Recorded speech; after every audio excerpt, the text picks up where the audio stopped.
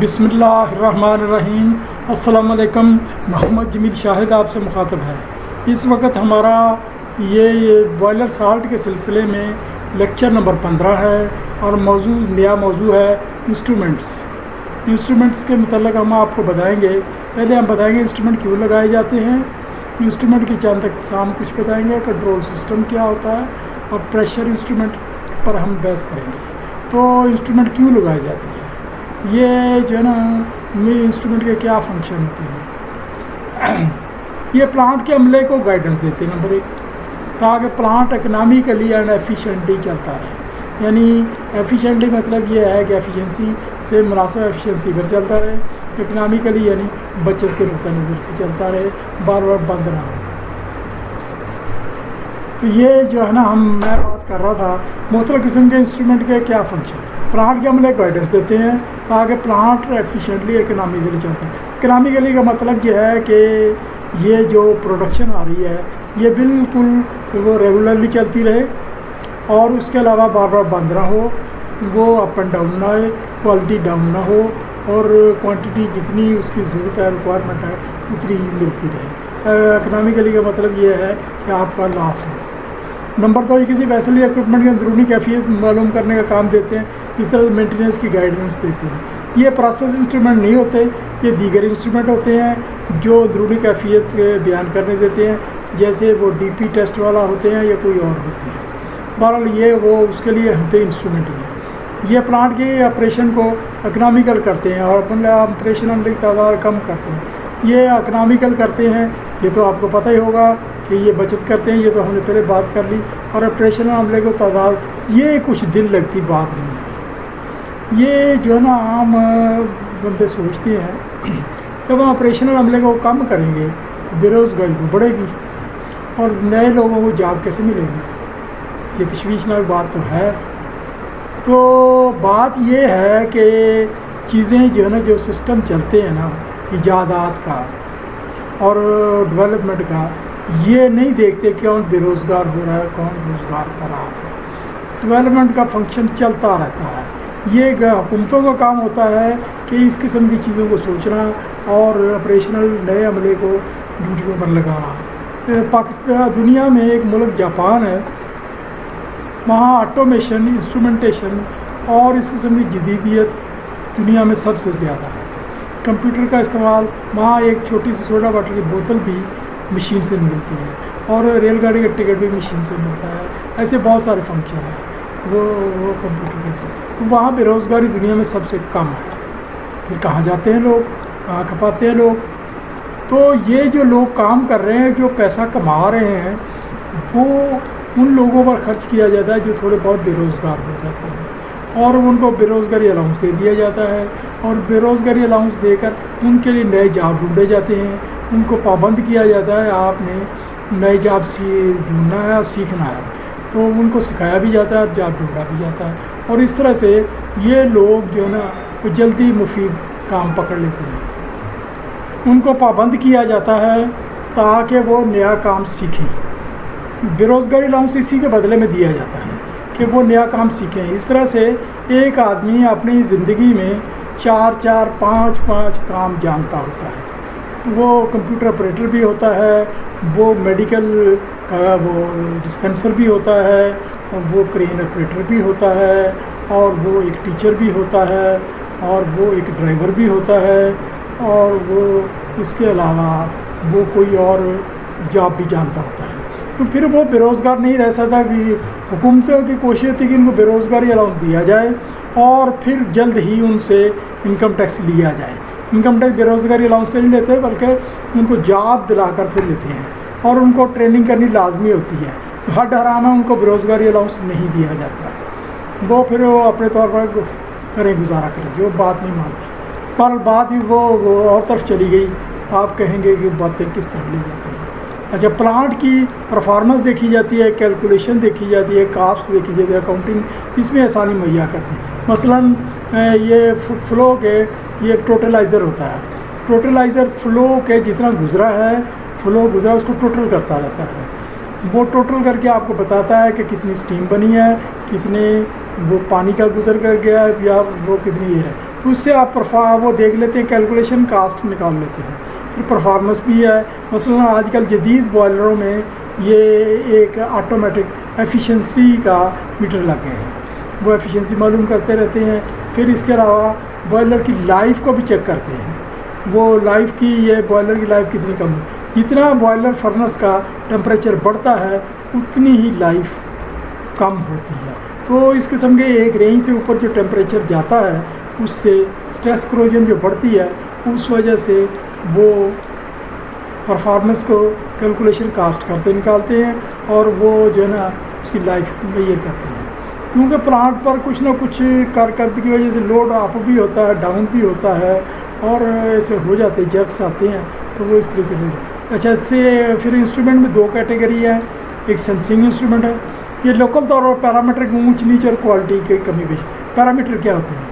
ये जो रीडिंगें हम लेते हैं, जो प्लांट पर जो कुछ चीज़ भी ऊपर नीचे होती है, मतलब प्रेशर, टेम्परेचर, फ्लो और वो जो है ना स्पीड वगैरह, ये सारे से वो जो है ना पैरामीटर होते हैं। तो वो पैरामीटर की मिसाल प्रेशर, टेम्परेचर, फ्लो के इंस्ट्रूमेंट मिसाल है। ये जो है ना फ्लो लगाए जाते हैं ताकि ये सेंस करें, वहाँ आपको रीडिंग देते हैं लोकली कि ये इतना प्रेशर जा रहा है, टेम्परेचर जा रहा है, फ्लो जा रहा है, स्पीड जा रही है, करंट जा रही है, वोल्टेज जा रही है, ये वो। लेकिन ये सेंसिंग इंस्ट्रूमेंट से आगे सिग्नल लेकर हम ट्रांसमिशन इंस्ट्रूमेंट भी बनाते हैं। मसलन ये जो है ना प्लांट पर होता ये है कि ये आगे हम बताते ट्रांसमिटिंग इंस्ट्रूमेंट, ये पैरामीटर को कंट्रोल रूम में ज़ाहिर करने और कंट्रोल मकसद के लिए सिग्नल भेजने का काम आते हैं। क्योंकि पैरामीटर सिग्नल कंट्रोल रूम से आ और फिर जा रहे होते हैं, इसलिए आमतौर पर डबल किस्म के सेंसिंग पॉइंट सेंसर्स हमारे जो लोकल इंडिकेटर के अलावा सिग्नल भेजने का भी काम करते हैं।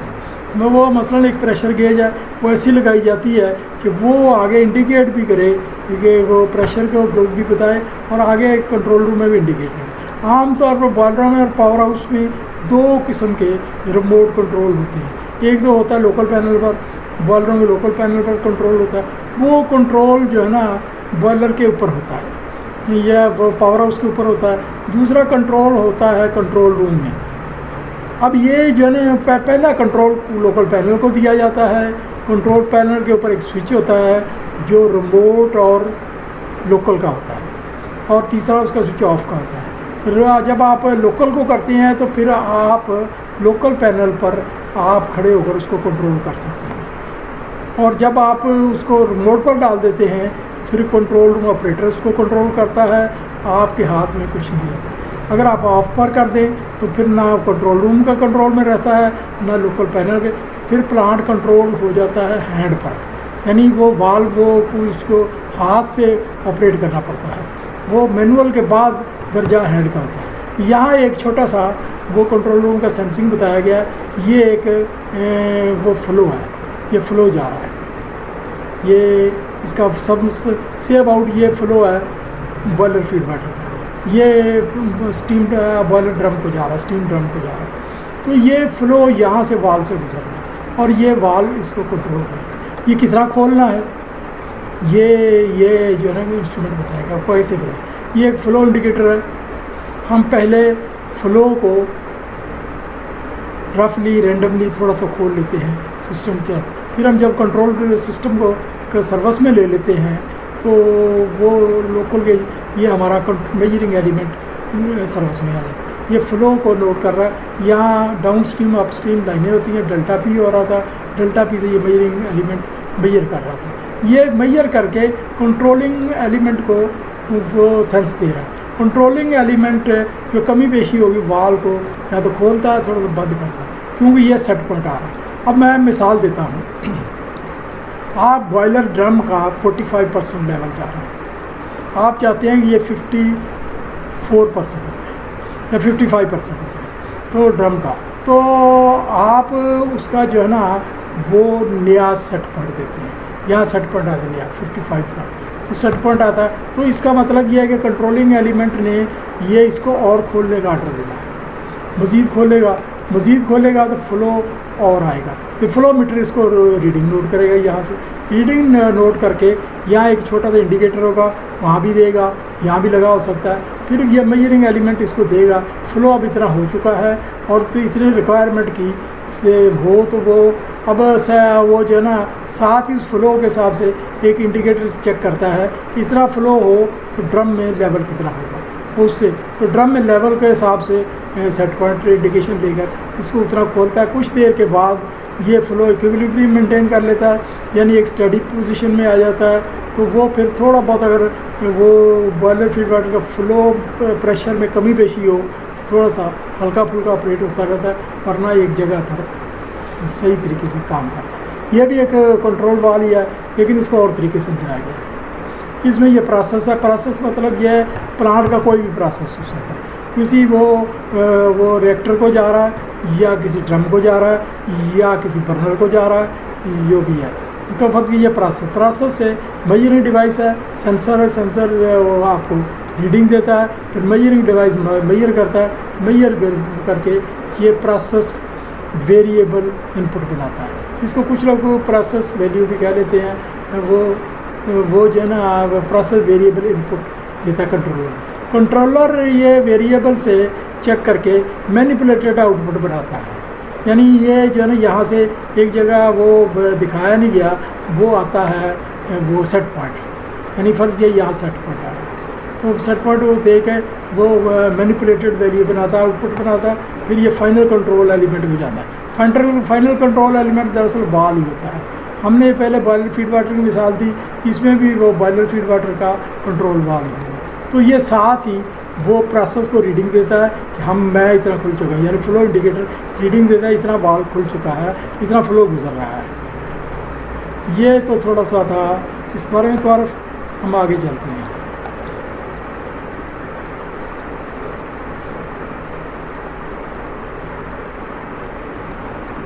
इसके बाद अगला एक इंस्ट्रूमेंट है जो जिसका वो प्रोसेस ऑपरेटर या बॉयलर ऑपरेटर या पावर हाउस ऑपरेटर का डायरेक्ट वास्ता नहीं पड़ता, रैक रूम की रिलीज़ होती है। रैक रूम क्या होता है? ये जो जितनी सिग्नल होते हैं ये आगे एक रैक रूम में जाते हैं। रैक रूम किसी प्लांट का कीमती इंस्ट्रूमेंट कमरा होता है जिसमें कंट्रोल में इस्तेमाल होने वाले इंस्ट्रूमेंट के लिए मुख्तलिफ नौइयत की वोल्ट की सप्लाई के लिए सिस्टम होता है कि उस सप्लाई को बहाल करने कैलकुलेशन के लिए, और दीगर ऐसे मकासद से रिले लगी होती हैं। रिले भी होती हैं, सर्किट ब्रेकर भी होते हैं और फ्यूज़ भी होते हैं, लगी होती हैं। Control room operator rack room में शायद ही कोई वास्ता पड़ता है, बहुत कम वास्ता पड़ता है। अगर वास्ता पड़ता है तो वो उसकी ज़रूरत है। यह रूम इंस्ट्रूमेंट महकमा की तहवील में होता है, सिक्योरिटी नुक्ता नज़र से आम अफराद के दाखिल बड़ा कीमती रूम होता है। कोई भी सबूताज कर सकता है, कोई भी तकरीबी कार्रवाई कर सकता है और सारे प्लांट को सत्यानाश कर सकता है। इस वजह से इसको कई मरतबा ताला लगा देते हैं और उसकी एक चाबी वो प्रोसेस ऑपरेटर के पास होती है, बॉयलर ऑपरेटर की या पावर हाउस ऑपरेटर की, और दूसरी चाबी कंट्रोल रूम इंस्ट्रूमेंट के अमले के पास होती है और वो आकर अपना चेक करते रहते हैं। अब वो प्रोसेस ऑपरेटर ने सिर्फ कोई इक्का दुक्का रीडिंग लेनी होती है या कोई और काम हो सकता है जो उसकी ड्यूटी लगाई गई होती है। कंट्रोल वाल या फाइनल कंट्रोल एलिमेंट भी बताते हुए एक बहुत बड़ा इंस्ट्रूमेंट ही होता है जो कंट्रोल एयर के सिग्नल की बनावट पर कंट्रोलिंग करता है। हम कंट्रोल वाल कैसे काम करता है इस बारे में यहाँ पूरी बात नहीं बताएंगे, पूरी बात जब हम स्पेशल कंट्रोल वाल का मौजू आएगा उस वक्त बताएंगे। तो यहाँ अभी इतना समझ लो कि कंट्रोल वाल ये होता है। अभी इस बारे में थोड़ी सी बताते हैं जो कुछ। अभी न्यूमेटिक कंट्रोलर और ऐसे न्यूमेटिक इंस्ट्रूमेंट तो तकरीबन ख़त्म हो गए। न्यूमेटिक मीन्स ये जो है ना इंस्ट्रूमेंट एयर से चलने वाले या यूटिलिटी एयर से चलने वाले, वो इंस्ट्रूमेंट तो तकरीबन ख़त्म है। अलबत्ते इलेक्ट्रॉनिक कंट्रोल सिस्टम और इंस्ट्रूमेंट ने इनकी जगह ली। पहले वो गेट्स होते थे न्यूमेटिक गेट्स, अब इलेक्ट्रॉनिक गेट्स आ गए हैं, ज़्यादातर वही इस्तेमाल होते थे। इनमें भी एनालॉग इंस्ट्रूमेंट की बजाय डिजिटल इंस्ट्रूमेंट। अलावा इसके रवायती कंट्रोल पैनल की जगह डीसी डिस्ट्रीब्यूटर कंट्रोल सिस्टम आ गया है। कंस्ट्रक्शन के हिसाब से इसको 3 कैटेगरी में तकसीम किया जा सकता है। पहले हम ये बता दें कंट्रोल वाल का। कंट्रोल वाल में यहाँ एक ग्लोब वाल होता है। ग्लोब वाल में इस जगह एक एरो लगा होता है। यहाँ कोई नहीं इल्म हो रहा कि एरो इधर को है या इधर को है, बहरहाल एक एरो लगा होता है। एरो आपको बता रहा होता है कि फ़्लो किधर से आ रहा है, किधर को जा रहा है। तो फ़र्ज़ किया एरो इस तरफ है, इस तरफ मेरा कर्सर, तो ये फ़्लो इधर से गुजरेगा, इधर से गुजर कर इधर को जाएगा, यानी वो सीट को उठाएगा भाग जाए। ये जो है ना ग्लोब वाल्व काफ़ी एक्यूरेट फ्लो को कंट्रोल करते हैं, इसकी सीट काफ़ी एक्यूरेटली कंट्रोल करती है, लेकिन ये जो है ना प्रेशर को थोड़ा बहुत ड्रॉप करने को, ये ग्लोब वाल्व तो होते हैं ये कंट्रोल के लिए। अब ये वो आ गया है कि ये इसको कंट्रोल सिग्नल आ रहा है, यहाँ कंट्रोल सिग्नल जो है वो तो आमतौर पर ज़्यादा से ज़्यादा 2 वोल्ट जब से 5 वोल्ट तक सप्लाई होती है और मिली एम्पेयर में होता है। तो ये जो है ना वो फिर यहाँ ये जो ना वो इस काबिल नहीं होता कि वो वाल्व को, इतने पावरफुल वाल्व को खोल सके, वो इस काबिल नहीं होता। सिर्फ वो उसके जो है ना वाल्व इंस्ट्रूमेंट एयर के वाल्व को ऑपरेट करता है। इंस्ट्रूमेंट एयर जो आ रही है, इससे पहले इंस्ट्रूमेंट एयर के एक सोलेनोइड वाल्व होता है जो इंस्ट्रूमेंट की मेन सप्लाई को यहाँ खोलता है, फिर आगे कंट्रोल वाल्व होता है इंस्ट्रूमेंट एयर का कंट्रोल वाल्व। तो वो ये जो है ना कंट्रोल सिग्नल उस वाल्व को कंट्रोल करता है, उस वाल्व को कंट्रोल करने से ये सिग्नल इधर जाता है। अच्छा, ये एक चीज़ मैं बतानी भूल गया, ये जो वाल्व होते हैं कंट्रोल वाल्व, या तो ये स्प्रिंग के अगेंस्ट होता है, अगर तो ये ऊपर के हो, कंट्रोलर ऊपर के दे रही हो, तो फिर वाल्व ने इस तरफ को ऑपरेट होना होता है, यानी उसने इधर को ऑपरेट होना होता है, यानी स्पिंडल ऊपर से नीचे को आनी होती है। अगर एयर नीचे से ऊपर को जानी होती है, ये जो ऊपर को जब जाती, फ़र्ज़ किया हम ऊपर को जाती है, ऊपर को जाती है तो वो अपने जाते हुए एक स्प्रिंग को दबाता जाता है, यानी स्प्रिंग के अगेंस्ट काम करता है। इसका मतलब यह है अगर कंट्रोल एयर ख़त्म बंद हो जाए तो स्प्रिंग वापस अपनी पुरानी पोजीशन पर ले आएगा। तो वो पुरानी पोजीशन क्या ले जाएगा, फुल क्लोज कर देगा फिर तो, क्योंकि ये नीचे अगर फुल क्लोज हो जाएगा तो ये बार वो प्रोसेस के तकाजे होते हैं कि आपने प्रोसेस को फुल क्लोज करना है या फुल ओपन करना है, ये अपने तकाजे होते हैं। तो ये कंट्रोल वाल्व का, इसको पोजीशनर कहते हैं। पोजीशनर मींस यहाँ ये जो लाइन आ रही है, यहाँ ये डिस्क है, डिस्क के इधर एक दर्जे लगे होते हैं, वो बताती है कि ये कितने % खुला हुआ है, तो उसकी पोजीशन होती है किस पोजीशन पर है। तो ये पोजीशनर यानी ये कंट्रोल सिग्नल उसको पोजीशनर देता है। दूसरी दोबारा बात, कंट्रोल सिग्नल कंट्रोल एयर को खोलता है। कंट्रोल एयर में ज़्यादा ताकत होती है और वो इन रिस्पॉन्स ये वाल्व को खोलता है, स्प्रिंग के अगेंस्ट खोलता है, ठीक है, वो या बंद करता है जैसे भी है। वो अगर एक तरफ को स्प्रिंग हो रहा है दूसरी तरफ को ऑटोमेटिकली बंद होना वो कभी बेशी करता है। तो ये आगे हम एक और इसी किस्म का सिग्नल पढ़ते हैं। ये एक कंट्रोल वाल्व है, इसको भी आप वो फ्लो का ये एरो लगा हुआ है, ये वो वाल्व को फ्लो हो रहा है, जा रहा है, तो ये सिग्नल आ रहा है ये फ्लो का।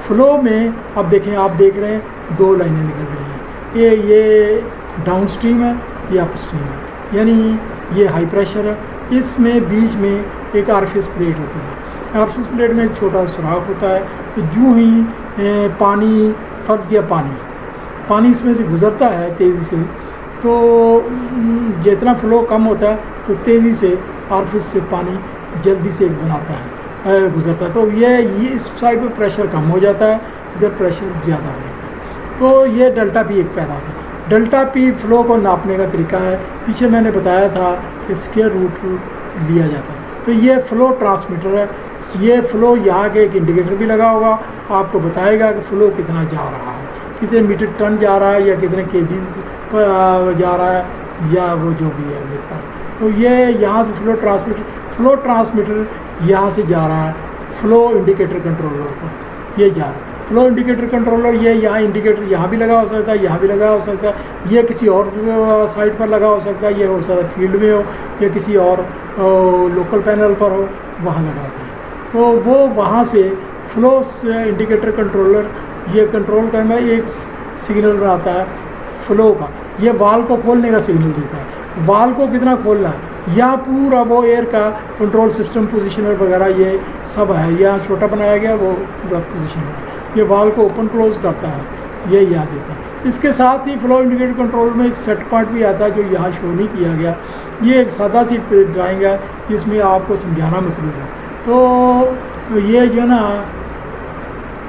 इंस्ट्रूमेंट में कुछ इंस्ट्रूमेंट प्योरली मैकेनिकल होते हैं, मसलन pressure gauge, Bolton pressure gauge, यानी वो जो बोल्टन किस्म के वैक्यूम गेज, वो बोल्टन प्रेशर गेज के मानोमीटर, ये सारे मैकेनिकल में आते हैं।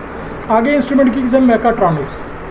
मैकाट्रॉनिक्स वो है जो मैकेनिकल और इलेक्ट्रॉनिक्स की मिली जुली किस्म है, यानी वो उसमें मैकेनिकल सिस्टम भी इस्तेमाल होता है, इलेक्ट्रॉनिक सिस्टम भी इस्तेमाल होता है, तो वो दोनों के कम्बिनेशन से ये तैयार होते हैं। कुछ स्पीडोमीटर हैं, टरबाइन गवर्नर हैं, इसी रूप में आते हैं, यानी स्पीडोमीटर टरबाइन गवर्नर उसमें कुछ मैकेनिकली भी ऑपरेट हो रहा होता है और कुछ वो जो है ना इलेक्ट्रिकली वो भी ऑपरेट होता है इलेक्ट्रॉनिक्स का। तो फिर तीसरे इंस्ट्रूमेंट की किस्म खालस इलेक्ट्रिकल है।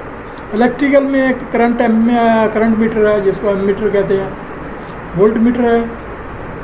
ये इस बारे में हम जो है ना वो आगे एक चैप्टर में पढ़ेंगे, अभी यहाँ कुछ नहीं बताएंगे।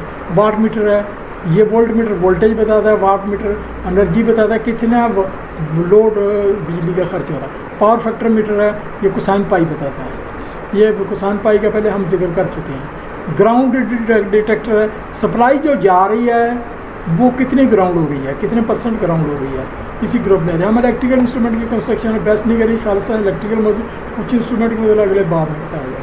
अब हम कुछ चीदा इंस्ट्रूमेंट की कंस्ट्रक्शन, अभी हम प्रेशर के इंस्ट्रूमेंट पर थोड़ी सी बात करते हैं। तो प्रेशर के इंस्ट्रूमेंट एक मानोमीटर है। ये मानोमीटर बहुत सादा सी डिवाइस इंस्ट्रूमेंट होता है जो आम एटमॉस्फेयर से कम या ज़्यादा प्रेशर नापने के लिए इस्तेमाल होता है। आम तौर पर बॉयलरों पर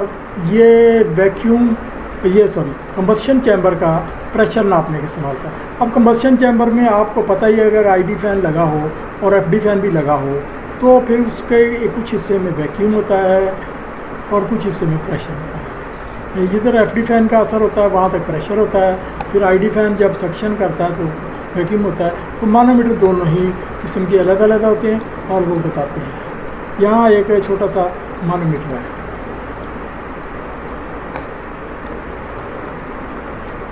ये एक 2 मानोमीटर है। ये इसमें ये जो है ना ये वैक्यूम है, तो ये एटमॉस्फेरिक प्रेशर ज़्यादा है, ये एटमॉस्फेरिक प्रेशर यहाँ से खाली है, ट्यूब है, एटमॉस्फेरिक प्रेशर ज़्यादा है, जो उसने इसको ज़्यादा दबा रखा है, जबकि वैक्यूम इसको खींच रहा है। तो ये एक डक्ट से साथ अटैच है। तो इसका डिफरेंस हम वो डेल्टा पी निकाल लेते हैं कि कितना ये हमारा वो गेज प्रेशर बता रहा है कि इतना वैक्यूम जा रहा है। इसमें ये भी एक वो है, इसमें यहाँ प्रेशर है, तो जबकि ये प्रेशर एटमॉस्फेरिक प्रेशर से ज़्यादा है, तो ये भी लेवल बनता है, तो ये वो पढ़ लेते हैं। तो यूट्यूब मानोमीटर को एटमॉस्फेरिक प्रेशर से ज़्यादा प्रेशर नापने के लिए भी इस्तेमाल करते हैं, वैक्यूम भी आमतौर पर फर्नेस का प्रेशर नापने के लिए इस्तेमाल करते हैं। ये मानोमीटर शीशे की एक ट्यूब होती है, इसमें रंगदार कॉपर सल्फेट, पानी या ब्रोमीन इस्तेमाल किया जाता है। ये जो है ना ये जो लिक्विड डाला जाता है ये आमतौर पर कॉपर सल्फेट होता है।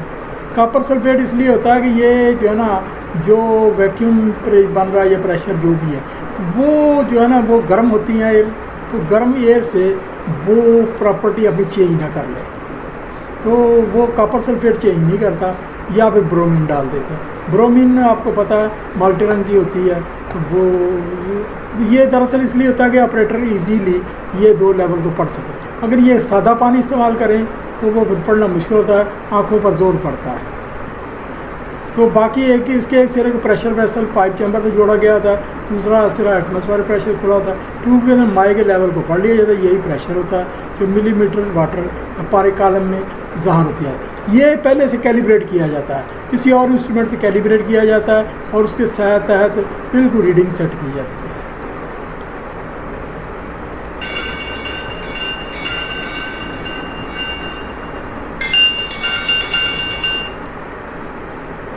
हेलो अस्सलाम वालेकुम बेटे, क्या हाल है? बस मैं ठीक ठाक हूँ। मैं ये वो लेक्चर दे रहा था। नहीं, वो आप जो बोले अभी मैंने वो बेटे मुझे सही तरह अटेंड नहीं करनी आती, अब मैं क्या करूँ, अभी समझना पड़ेगा, वो हो जाता है, अभी ऐसे ही होगा कुछ। हाँ जी तबीयत ठीक है, आपकी ठीक है? अच्छा, नहीं वो तो अभी वो अफ्तारी करके आए ना, गला थोड़ा बहुत तो वो अंदर को स्केलिंग हो ही जाती है ना, अंदर को फल हाँ ऊपर जाते हैं, वो सारे इकट्ठे होते हैं ना सारे। हाँ मैंने नहीं बात अभी करनी तो कर लो, मैंने हेल्ड किया है, बंद किया है। बस शुक्रिया आपका, अल्लाह ताला भला करे आपका। वो आपके फैमिली व दीगर अफराद का क्या हाल है? तमजीद साहब, आप किस मदर इन ला क्या नाम, नसरीन है उनका नाम? नसरीना मैडम नसरीन का क्या हाल चाल है? अच्छा अच्छा अच्छा। और वो दूसरी मैडम वो क्या नाम है, फायजा बाजी, ठीक है? अच्छा अच्छा। तो वो जब भी मैं आया हूँ मिलती नहीं है, पता नहीं आजकल जा रही हैं। अच्छा चलो ठीक। तो किस तरीके से किस तरह से जाती हैं? अच्छा अच्छा अच्छा अच्छा, ठीक ठीक ठीक ठीक। तो उनके कोरोना मरीज़ तो नहीं आ रहे? कोरोना मरीज़ तो नहीं आ रहे या टेस्ट कर रहे हैं वो? ठीक ठीक। अच्छा चलो ठीक। अच्छा चलो थैंक यू जी, फिर मैं अपना काम मुकम्मल कर लूँ।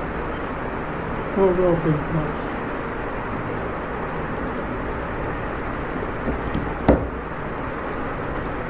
ये एक बोल्टन गेज ट्यूब है, यहाँ से प्रेशर मीडिया दाखिल होता है। वो प्रेशर दाखिल होता है तो इससे पहले मैं थोड़ा सा माजरत खा हूँ, बीच में कॉल आ गई थी टेलीफोन की, तो ये जो है ना मैं कुछ बंद करना भूल गया था, तो वो मुदाखलत हो गई, तो माजरत खा। अच्छा, यहाँ से प्रेशर दाखिल होता है, प्रेशर दाखिल हो गए, ये बोल्टन गेज ट्यूब ये सीधी होने की कोशिश करती है, ये गेज ट्यूब तो सीधी होने की कोशिश है, लिंकेज से ये मुख्तलिफ ऑपरेट करती है, ये सारा सिस्टम साथ में ये वो जो है ना सुई घूम जाती है। तो यहाँ से इंडिकेटर पहले फ़र्ज़ किया यहाँ ज़ीरो था, तो थोड़ी सी यहाँ घूमेगी, इधर आ जाएगी इधर। अच्छा, ये थोड़ा सा बता देंगे, ये जो है ना ये तकरीबन तमाम गेजेस ये लिक्विड के लिए बनाई गई होती है, लेकिन वो गैसेस या स्टीम भी यूज़ होती है, लेकिन उसके लिए ये है कि ये इधर फ़र्ज़ किया स्टीम के लिए हो तो ये इधर इसको बल दे लेते हैं, इस तरह से ऐसे करके अजीब सा बल दे लेते हैं, ये इस तरह से करके ऐसे कर लेते हैं ताकि एक लिक्विड का लेवल रहे। या फिर एक पल्सेशन ट्यूब होती है, पल्सेशन ट्यूब से वो लिक्विड का इधर स्टीम दरअसल आके उस लिक्विड को दबाती है। फिर ये जो ना ये दूसरी बात ये, जब यूँ ही प्रेशर यकदम आता है ये सुई ऐसे ऐसे ऐसे करती है, इसको रोकने के लिए इसमें भरी जाती है ग्लिसरीन। ग्लिसरीन दो काम करती है, एक तो पुर्जों को जंग नहीं लगने देती, दूसरी ये है कि सुई की पल्सेशन को कंट्रोल करती है। तो बाकी ये उसके पार्ट है, ये साकट है, ये हिस्सा है, ये मूवमेंट है, यहाँ वो मूवमेंट भी होती है, इस सेक्टर गियर एक छोटा सा गियर होता है जो इसके लिंक है, जो मूव करता है, एंड ऑफ ट्यूब है, बोल्टन ट्यूब है ये जो मुड़ती है, और पॉइंटर है ये सुई है। तो बाकी इसमें कोई ख़ास बात नहीं है। जहाँ पल्से ये अब हम पढ़ते हैं, या पल्सेशन एक मसला था, वहाँ डैम्पर इस्तेमाल करना चाहिए। डैम्पर मीन्स वही जो जिस तरह से मैंने बताया है कि भरी जाती ग्लिसरीन, ये थोड़े प्रेशर के लिए थी, ज़्यादा प्रेशर अगर इस्तेमाल हो और वहाँ कोई इस किस्म का पल्सेशन मसला हो तो वहाँ स्पेशल एक स्प्रिंग टाइप इक्विपमेंट होते हैं जो है ना उसको वो रोकते हैं पल्सेशन को, यानी वो जो हरकत होती है वो प्रेशर या किसी स्टीम लाइन गैस का लोड और उसके लिक्विड से कबल सिग्नल लाइन में कंडेंसेट इस्तेमाल करना चाहिए। स्टीम की लाइन पर जो प्रेशर गेज लगाई जाती है वहाँ गेज के प्रेशर इनलेट इम्पल्स लाइन में गुलाई में बल डालकर जोड़ा जाता है ताकि गेज तसलसल कंडेंसेट मुंसलिक है। या फिर यू टर्न बना लेते हैं, या यू टर्न का मतलब होता है वहाँ से वो जो है ना पानी कंडेंसेट मौजूद रहे और स्टीम जो है ना कंडेंसेट को दबाए। दीगर मकसद के लिए एक मखसूस पल्सेशन बोतल भी इस्तेमाल की जाती है जो कंडेंसेट का प्रेशर आगे गेज को मुंतकिल करती है। मज़ीद उसमें कुछ गेज में ग्लिसरीन भरी जाती है ताकि उनकी पार्ट की लुब्रिकेशन रहे। इसके अलावा ये डैम्पिंग इफेक्ट भी देती है, यानी डायल की सुई लचक नहीं खाती। गेज पर जो प्रेशर ज़्यादा होता है वो इर्द गिर्द से ज़ायद प्रेशर होता है, यानी आमतौर पर गेज पर जो प्रेशर ज़्यादा होता है एटमॉस्फेरिक प्रेशर से ज़्यादा होता है, उसे बेसिकली गेज प्रेशर कहते हैं। कंपाउंड प्रेशर गेजेस भी बनाई जाती हैं जो वैक्यूम भी ज़ाहिर करती हैं, तो वो एब्सोल्यूट से शुरू होती हैं। एब्सोल्यूट से शुरू होकर एटमॉस्फेयर से ज़्यादा प्रेशर ज़ाहिर करती हैं। इनका ज़ीरो का मतलब 100% वैक्यूम होता है, यानी वो 100% यानी वो कोई वैक्यूम, टोटल वैक्यूम। तो उसके बाद ये वैक्यूम जहाँ ख़त्म हो जाता है फिर प्रेशर शुरू हो जाता है। ये बेलोज़ किस्म की गेजेस भी हैं। बेलोज़ ये जैसे ये वो पहले ज़माने में धुकरी होती थी जो लोग करी करते थे उनकी, यानी ये वो बेलोज़ होती हैं। तो ये बेलोज़ में जब प्रेशर आता है ये सारे के सारे सिस्टम दब जाता है। दबने से ये एक जो है ना ये पाइवोट पर लगा हुआ, ये दबने से ये घूम जाता है और ये प्रेशर ज़ाहिर करता है। फिर इसके साथ ही यहाँ से ये एक मैग्नेटिक सिस्टम होता है, तो वो ऑपरेट होता है और वो सिग्नल आगे भी शिफ्ट हो जाता है। ये आगे कंट्रोल रूम को अगले इंस्ट्रूमेंट को शिफ्ट, यानी इलेक्ट्रिकल और इलेक्ट्रॉनिक्स और आम लोकल गेज दोनों का काम करती है। ये लो प्रेशर के लिए भी इस्तेमाल होती हैं और हाई प्रेशर के लिए भी होती है। हाई प्रेशर के लिए स्पेशल होती हैं। आइए हम पढ़ते हैं ये क्या होती है। ये एक डिवाइस, ट्यूबुलर डिवाइस होती है जिसमें प्लीटेड कपड़े की चूंटों की तरह सेक्शन समवन लाइक एन होती है। ये अपने एक्सिस फ्लेक्सिबल एक्सिस होती है और अंदरूनी प्रेशर के असर की वजह से लंबाई में छोटी या बड़ी हो जाती है। ये बेलोज़ वैक्यूम या लो प्रेशर के लिए इस्तेमाल होती है, लेकिन हाई प्रेशर के लिए भी कई हज़ार PSI तक के लिए भी डिज़ाइन की जाती है। वेरी ज़्यादा हाई प्रेशर के लिए होती हैं या वैक्यूम के लिए होती है। ये आधी इंच टू 12 इंच डाया तक बनाई जाती है। ये आमतौर पर फोर्स बैलेंस किस्म के ट्रांसमीटर में चाहिए होती हैं, जहाँ प्रेशर को डायरेक्ट लीनियर डिस्प्लेसमेंट में बदलना होता है। इसके अलावा कि लंबाई, स्केल, इंडिकेटर और प्रेशर रीडिंग देने के लिए भी इस्तेमाल होती है। लोकल भी रीडिंग ज़्यादा होती है और लोकल पैनल या कंट्रोल रूम में भी जाती है। ये डायाफ्राम किस्म, ये एक फ्लैट या कुर्वी सील, कर्व्ड सील होती है। ये एक डायाफ्राम होता है, रबड़ का या स्पेशल प्लास्टिक का, जिसे किसी इंडिकेटर ट्रांसमिशन डिवाइस से जोड़ा गया था। डायाफ्राम की अपनी डिफ्लेक्शन खसूसियत होती हैं। स्पेशल तो वो आगे वो शिफ्ट करता है, जो आगे किसी दाती हिस्सा से, स्प्रिंग से या किसी और जगह पर से जोड़ने से पूरी की प्रेशर उस डायाफ्राम को मूव करता है और उस मूवमेंट की नाजुक सी मूवमेंट से एक सुई हरकत करती है और रीडिंग में तब्दीली आती है। फिर इलेक्ट्रिकल प्रेशर ट्रांसड्यूसर है। ट्रांसड्यूसर क्या होता है? ट्रांसड्यूसर ये होता है कि एक किस्म के मीडिया को, एक किस्म की एनर्जी को दूसरे में चेंज करने वाला इंस्ट्रूमेंट को ट्रांसड्यूसर कहते हैं। कई इलेक्ट्रिकल प्रेशर ट्रांसड्यूसर का प्राइमरी सेंसिंग एलिमेंट आमतौर पर बोर्डन प्रेशर ट्यूब, बेलोज़ या डायफ्राम ही होते हैं। यानी वो sensing element Borden tube gauge के आगे इलेक्ट्रिकल इंस्ट्रूमेंट लगाते हैं, वो रेजिस्टेंस में कमी पेशी करते हैं या कोई मैग्नेटिक तरीके से करते हैं, तो वो रीडिंग आगे हम प्रेशर में पढ़ लेते हैं, तो वो होते हैं। फिर प्रेशर बेलोज़ वाला ये सिलसिला भी होता है, फिर वो जो है ना डायफ्राम वाला भी होता है। तो ये इलेक्ट्रिकल ट्रांसड्यूसर होते हैं। ट्रांसड्यूसर का मतलब है एक एनर्जी, ये एनर्जी पहले एनर्जी मैकेनिकल होती है, तो मैकेनिकल को इलेक्ट्रिकल एनर्जी में ट्रांसफर होते हैं। इसका इस्तेमाल DCS में बहुत आएगा। ये सब एक ही मूवमेंट के बाद जो कि स्ट्रेन गेज को मुहैया की, स्ट्रेस स्ट्रेन आपने पढ़ा होगा, स्ट्रेन में लंबाई में इजाफा स्ट्रेस की वजह से। स्ट्रेन गेज एक डिवाइस जिसमें एक रेजिस्टेंस वायर को एक ख़ास कन्फिगरेशन से व्हीटस्टोन ब्रिज से जोड़ा गया। व्हीटस्टोन ब्रिज आपको इलेक्ट्रिकल के बाब में वो सब बताएंगे, ताकि प्रेशर से बने मूवमेंट के प्रोपोर्शनल सिग्नल को इलेक्ट्रिकल सिग्नल में कन्वर्ट किया जाए। इस तरह प्रोसेस वेरिएबल में तब्दीली आ जाती है। एक और भी है प्रेशर का सिस्टम, पीजो इलेक्ट्रिक इफेक्ट। बहुत सारे साल्ट ऐसे हैं जो पाउडर साल्ट होते हैं, जब उनके ऊपर एक डायफ्राम से प्रेशर डाला जाता है, एक तरह से प्रेशर डाला जाता है, तो उसके जो है वो पाउडर के ज़र्रात वो इलेक्ट्रिकल सिग्नल पैदा करते हैं। वो इलेक्ट्रिकल सिग्नल को आगे प्रेशर पढ़ने के लिए इस्तेमाल किया जाता है। वो इलेक्ट्रॉन जनरेट करते हैं। तो इलेक्ट्रिकल से जितने ज़्यादा इलेक्ट्रॉन जनरेट होंगे उतना समझो प्रेशर ज़्यादा है। कई दूसरी किस्म के भी प्रेशर ट्रांसड्यूसर इस्तेमाल होते हैं, जिसमें कई की जो यहाँ बताने मुनासिब नहीं है, ना ही समझ आनी है आपको, क्योंकि मुझे खुद समझ नहीं आ रही, तो आपको क्या आएगी। इंडक्टेंस के तर्ज पर है, कैपेसिटेंस के तर्ज पर है, मैग्नेटिक कपलिंग के तर्ज पर है। ये खुसूसियत प्रेशर के मेजरमेंट के लिए इस्तेमाल करते हैं। तो ये जो है ना प्रेशर के इंस्ट्रूमेंट ख़त्म हुए। आज का हमारा लेक्चर ख़त्म हुआ। Thank you very much.